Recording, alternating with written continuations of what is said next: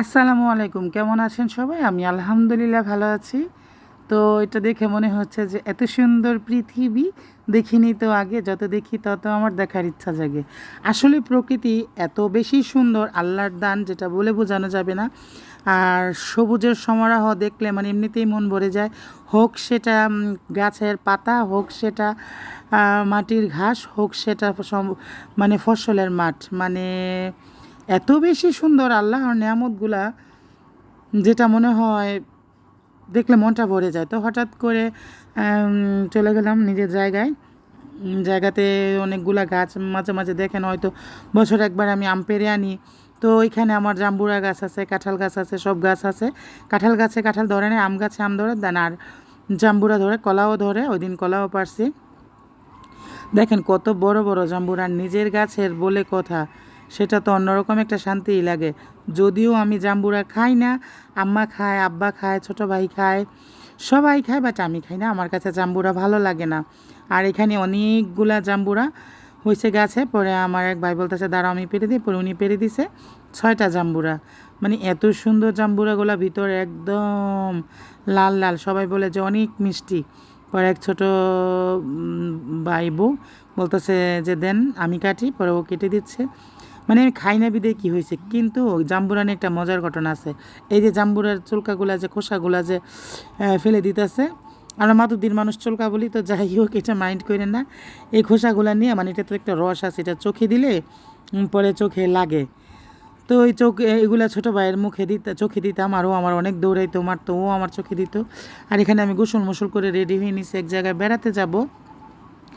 দেন চলেও গেলাম। দেখেন কত মজার মজার খাবার রান্না করছে। পোলাও, গরুর মাংস, লাউ দিয়ে, মাছের মাথা দিয়ে চিংড়ি মাছ ভুনা, তারপরে মাছ ভাজা, তারপরে ছিল ডাল, করলা ভাজি, পোলাও, সাদা ভাত, মানে সেই লেভেলের খাবার ছিল। তো আমি আসলে তো অত কিছু খাই না, যতটুকু খাওয়ার মানে ততটুকু ভাত হলে আমার কাছে ভালো লাগে। তো দেখেন কত মানে গেছি প্রায় 2.5 বছর পর। আমার সহজে যাওয়া হয় না, গেলে বলবো রানু তুমি তো আসো না, রানু তুমি কেন আসো না, আগে তো আসতা। বলি যে আসলে আম্মা আসতে ভালো লাগে না, বা ব্যস্ততার কারণে যাওয়া হয়ে ওঠে না। পরে আম্মা, আব্বা, মানে সবাই একসাথে খাইতে বসছি। পরে অনেক গল্প সল্প করলাম খাওয়ার মধ্যে। কী আর বলবো, কোথাও গেলে মনটা ভালো হয়ে যায়, ফ্রেশ লাগে। কিন্তু বাসায় চলে আসলে আবার মনটা আগের মতো খারাপ হয়ে যায়। কি বলবো, সবাই আমাকে কোশ্চেন করে আমার ক্যাপশন দেখে যে আপনার আসলে কি হয়েছে। গতকাল রাতে বান্ধবী ফোন দিয়েছে, বলতেছে তোর কি হয়েছে, তুই এইসব কেন বলস। আসলে কি বলবো, কিছু বলার ভাষা পাই না।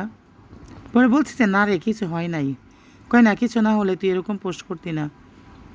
পরে বললাম ওকে। পরে বলতেছে ও মনে কিছু নিস না বা দুঃখ করিস না। আসলে যার যার দুঃখ তার কাছে আকাশ সমান। আমরা বললেই সেটা কি হবে, না বললে আর কি হবে। দেন ওখানে আর বেশি দেরি করে নাই, বাসায় চলে আসছি। এই যে রাস্তা, আর এই রাস্তার ভিউগুলো, আর এই রাস্তা বলতে না, আমি সব রাস্তার ভিউগুলাই সামনে আনি, আপনারা সবাই সেটা জানেন, আমার কাছে ভালো লাগে।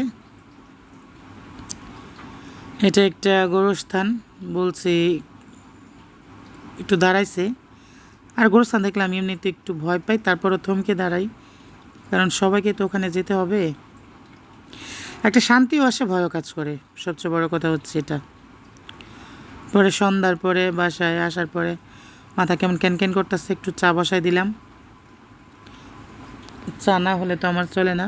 আমার ফ্রেন্ডরা, আমার রিলেটিভ, আমার সবাই জানে আমার চা লাগে। তবে এখন আগের চেয়ে খাওয়া একেবারে কমিয়ে দিয়েছি। আগে অনেক খেতাম, বাট এখন খাই না। ডাক্তার একটু নিষেধ দিয়েছে, আমাকে দেয় নাই, ফ্যামিলি মেম্বারদের দিয়েছে। তো ওইখান থেকেই আমার কমিয়ে ফেলা, যেটা ক্ষতি হয় সেটা না খেলেই কি নয়, এই হচ্ছে কথা। তো যাই হোক, সবাই ভালো থাকবেন, সুস্থ থাকবেন, আল্লাহর কাছে দোয়া করি। আর আমার জন্য সবাই কাইন্ডলি একটু দোয়া করবেন। আর এখানে সকালে শাক আনছিল, শাকগুলো বাঁচা হয় নাই, তো রাত্রে ভাবলাম বাইছে নেই, শুটকি তরকারি রান্না করব, সেজন্য।